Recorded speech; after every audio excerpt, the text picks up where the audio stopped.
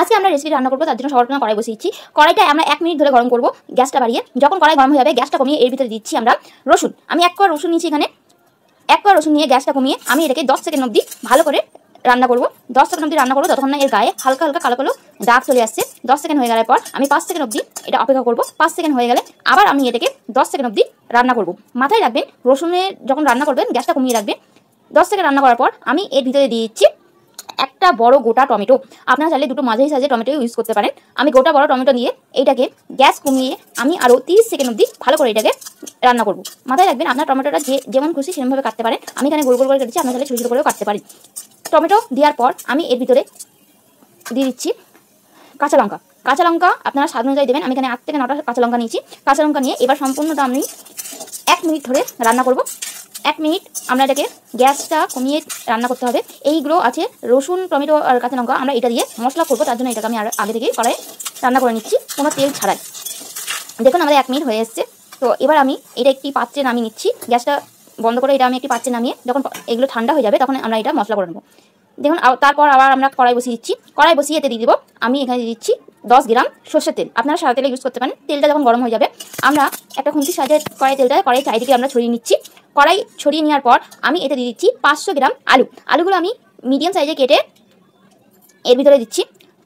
আলুগুলো 500 গ্রাম আলু আছে। যখন আলুগুলো কড়াইতে দেবেন তখন গ্যাসটা কমিয়ে দেবেন একদম, নাহলে গায়ে তেল করতে পারে। গ্যাস কমিয়ে দিয়ে আলুগুলো দেওয়ার পর আবার গ্যাসটা বাড়িয়ে আমরা তেলের সঙ্গে একবার আলুগুলো ভালো করে মিশিয়ে নেব। মিশিয়ে নেওয়ার পর এতে দিয়ে দেবো 1/2 চামচ হলুদ, যাতে এই আলুর কালারগুলো খুব ভালো হয়। এটাকে সম্পূর্ণ মিশিয়ে নিয়ে আমরা এটাকে 2 মিনিট ধরে গ্যাসটা বাড়িয়ে রান্না করব। যতক্ষণ না এর কালারটা হালকা চেঞ্জ হচ্ছে ততক্ষণ না আমরা এটাকে রান্না করতে হবে। দেখুন আমাদের আলুর কালার চেঞ্জ হয়ে এসেছে। তো এই পর্যায়ে আমরা সম্পূর্ণ আলুটা একটি পাত্রে নামিয়ে নেব। পাত্রে নামিয়ে নেওয়ার পর আবার আমরা কড়াই বসিয়ে এতে দিয়ে দেবো 10 গ্রাম সর্ষের তেল। 10 গ্রাম সর্ষের তেল দেওয়ার পর আমরা এটাকে গরম হওয়া অবধি অপেক্ষা করব। যখন এটা গরম হয়ে যাবে আমরা গ্যাসটা একদম কমিয়ে এর ভিতরে আমরা দিয়ে দিচ্ছি 1 চিমটি হলুদ। 1 চিমটি হলুদ দেওয়ার পর আমি এখানে সেদ্ধ করা ডিম নিয়েছি। আপনারা 2, 3, 4 যটা ইচ্ছা ডিম নিতে পারেন। আমি এখানে 6 পিস ডিম নিলাম। ডিমগুলো আমি আগে থেকে সিদ্ধ করে রেখেছি জলে। 10 মিনিট জলে সিদ্ধ করলে ডিমগুলো সিদ্ধ হয়ে যায়। তারপর এর খোসা ছাড়িয়ে ডিমের ভিতরে ছুরি দিয়ে আমি হালকা করে কেটে দিয়েছি, যাতে যখন আমরা ডিমটা ভাজবো ডিমটা ফেটে না যায়, বা তেলে ভাজার সময় এটা যে ফেটে যায় সেটা সম্ভাবনাটা অনেকটা কমিয়ে যায় যদি আমরা ডিমগুলো হালকা করে কেটে দিই। দেখুন আমাদের ডিম লো গ্যাসেই আমরা 1 মিনিট ধরে ভাজবো। তার মধ্যে আমাদের ডিমের কালার একটা সুন্দর কালার আসছে। তখন এইটা ডিমটা আমি একটি পাত্রে নামিয়ে নেবো। পাত্রে নামিয়ে পর যে কড়াইয়ের তেলটা আছে ওই তেলের ভিতরে তেলটা আবার আমরা গরম করব, যাতে আমরা পরবর্তী স্টেপের দিকে এগিয়ে পারি। তেলটা যখন গরম হয়ে যাবে গ্যাসটা আমি একদম কমিয়ে এর ভিতরে দিচ্ছি গরম মশলা। গরম মশলার জন্য আমি এখানে দিচ্ছি দারচিনি, এলাচ আর দিচ্ছি লবঙ্গ। তারপর একটা দিয়ে দিচ্ছি তেজপাতা। তেজপাতা দেওয়ার পর আমি এতে দিয়ে দিচ্ছি 3টে মাঝারি সাইজের পেঁয়াজ। 3টে মাঝারি সাইজের পেঁয়াজ আমি ছোটো ছোটো করে কেটে আমি এর ভিতরে দিয়ে দিচ্ছি।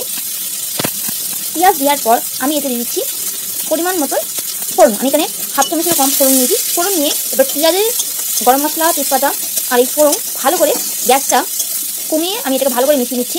আমাদের তেল গরম হয়ে গেছে। এই মাথায় রাখবেন, পেঁয়াজ যখন ভাজবেন গ্যাসটা একদম নালে কম রাখবেন, নালে গ্যাস মিডিয়াম সাইজ রাখবেন। আমি এখানে মিডিয়াম দিয়ে আমি এটাকে পেঁয়াজটা 2 মিনিট ধরে রান্না করবো, যাতে পেঁয়াজের কালারটা চেঞ্জ হয়ে যায়। দেখুন আমার পেঁয়াজের কালার চেঞ্জ হয়ে গেছে আর তেল এখানে রয়েছে।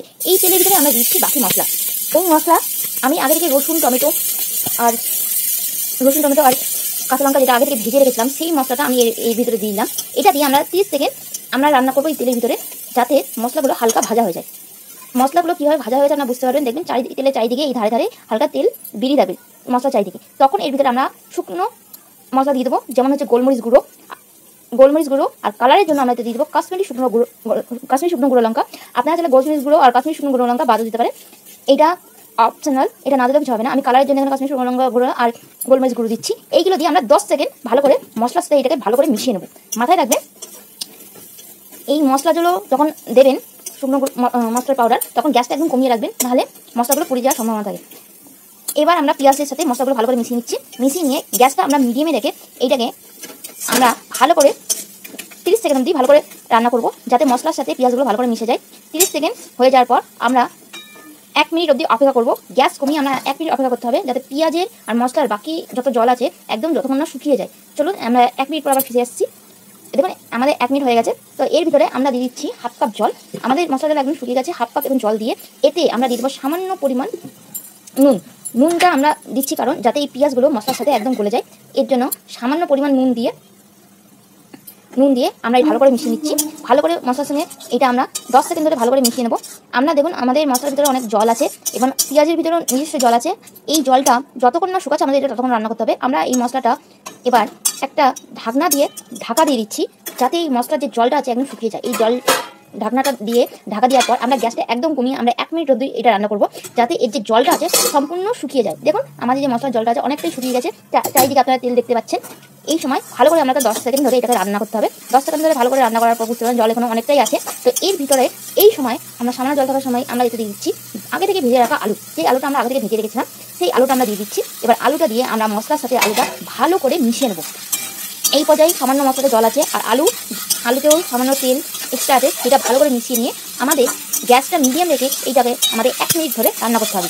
1 মিনিট ধরে রান্না করতে হবে যখন না সম্পূর্ণ জলটা আপনার দেখবেন শুকিয়ে না যায়। কী করে বলছেন শুকিয়ে গেছে? যখন খুঁটি দিয়ে নাড়তে যাওয়ার অসুবিধা হবে তখন বুঝতে পারবেন এটা শুকিয়ে গেছে। দেখুন আমাদের মশলার পরিমাণ একদম কমে এসেছে, একদম জল শুকিয়ে গেছে। এই পর্যায়ে আমরা গ্যাসটা কমিয়ে একদম দিয়ে দিচ্ছি পরিমাণ মতো নুন। আমি আগেই মশলায় নুন দিচ্ছি, এবার দিচ্ছি আলুর জন্য নুন। আলুর জন্য নুন দেওয়ার পর এতে দিচ্ছি আলু সিদ্ধ করার জন্য জল। আমি এখানে 1 ঘটি জল দিয়েছি, আপনার পরিমাণ অনুযায়ী জল নেবেন। জলটা নেওয়ার পর নুন আর মশলা ভালো করে মিশিয়ে নেবেন 10 সেকেন্ড ধরে, যাতে সম্পূর্ণ মশলার সাথে জলটা ভালো করে মিশে যায়। এই পর্যায়ে আমি এটাকে ঢাকা দিয়ে রেখে দেবো। ঢাকা দিয়ে 5 থেকে 7 মিনিট আমি রান্না করবো। গ্যাস বাড়িয়ে আমাদের 5 থেকে 7 মিনিট রান্না করতে হবে, যতক্ষণ না আলুটা সিদ্ধ হচ্ছে। 7 মিনিট পর আমরা ঢাকনাটা খুলে দেখতে পারবে যে আমাদের জলের পরিমাণ কমে এসেছে এবং আলুগুলো সিদ্ধ হয়েছে কিনা সেটা আমি খুন্তি দিয়ে কেটে দেখে দিচ্ছি যে আলু সিদ্ধ হয়ে এসেছে। তো এই পর্যায়ে আমি কী করবো, ঝোলটা গাঢ় করার জন্য একটা গ্লাসের সাহায্যে 3 থেকে 4টে আলু গ্যাসটা একদম কমিয়ে আমি এটা ভেঙে দেবো। গ্যাস বাড়িয়ে এটা এর ভিতরে গ্লাস দিয়ে ভাঙবে না, তাহলে হাত পুড়ে যেতে পারে। গ্যাসটা কমিয়ে দেওয়ার পর আলুগুলো ভেঙে গেছে। এই পর্যায়ে আমি দিয়ে দিচ্ছি ডিম দেওয়ার পর আমি ভালো করে এই সমস্ত উপকরণ ভালো করে মিশিয়ে নেবো। দেখুন আমাদের জলের পরিমাণ কমে এসেছে এবং এই সময় আমরা দেখে নেবো যে নুনটা ঠিক আছে কিনা। নুন বেশি বা কম হলে আপনি এই পর্যায়ে ঠিক করতে পারেন। আমি নুনটা টেস্ট করলাম, নুনটা টেস্ট করে দেখতে পাচ্ছি যে আমাদের রেসিপিতে নুন কম হয়েছে। তবে এই সময় আমি সামান্য পরিমাণ নুন দিয়ে দিচ্ছি স্বাদ অনুযায়ী। আরও হাফ চামচ নুন দেওয়ার পর এই নুনটা ভালো করে এই তরকারির সঙ্গে ভালো করে মিশিয়ে নিচ্ছি, যাতে এই নুনটা ভালো করে মিশে যায়। এটা দেওয়ার পর গ্যাসটা আবার আমরা বাড়িয়ে দেবো। গ্যাস বাড়িয়ে আমরা এটাকে 2 মিনিট অবধি ফুটতে দেবো, যাতে নুন আর তরকারি ভালো করে ফুটে যায়। আর বাকি যেগুলো আলু আছে যদি কোনোটা কাছে থাকে এটা 2 মিনিট ধরে সিদ্ধ হয়ে যাবে। দেখুন 2 মিনিট হয়ে এসছে। তখন এইবার আমরা এটা একটি পাত্রে নামিয়ে নিচ্ছি, কারণ আমাদের রেসিপি রেডি হয়ে গেছে। কারণ এটা এবার একটি পাত্রে নামিয়ে নেওয়া যাক। আশা করছি এই ভিডিওটা আপনাদের পছন্দ হবে। আর প্লিজ একটা লাইক একটা কমেন্ট দিয়ে আমাদের সমর্থন দেখাবে। আর অন্যান্য ভিডিওর জন্য আমার চ্যানেলে যেতে পারেন। Thank you.